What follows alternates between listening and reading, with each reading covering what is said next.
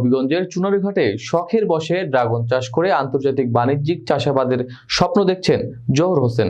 শুরুতে ৬,৪০০টি গাছ, বছরে ৪০ থেকে ৫০ লক্ষাধিক টাকার ড্রাগন ফল বিক্রি করেন তিনি। জহুর হোসেন হবিগঞ্জের চুনারুঘাট উপজেলার গাজীপুর ইউনিয়নের মানিকভান্ডার গ্রামের আবুল হোসেনের ছেলে।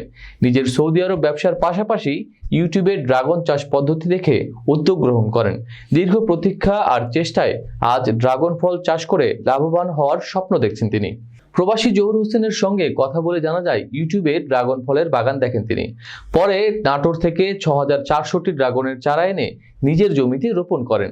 এখন তার ২৫২ শতক জমিতে ৬,৪০০রও বেশি ড্রাগন ফলের গাছ রয়েছে। প্রতি মাসে বাগানে ১ লক্ষ টাকা খরচ হয় তার। সব মিলিয়ে এখন পর্যন্ত ব্যয় হয়েছে আনুমানিক ৮৬ লক্ষ টাকা। জহুর হোসেনের ড্রাগন চাষ দেখে হবিগঞ্জ জেলার নতুন নতুন উদ্যোক্তা সৃষ্টি হচ্ছে। এতে জেলায় বাণিজ্যিকভাবে ড্রাগন চাষে এগিয়ে আসছেন আরও অনেকেই।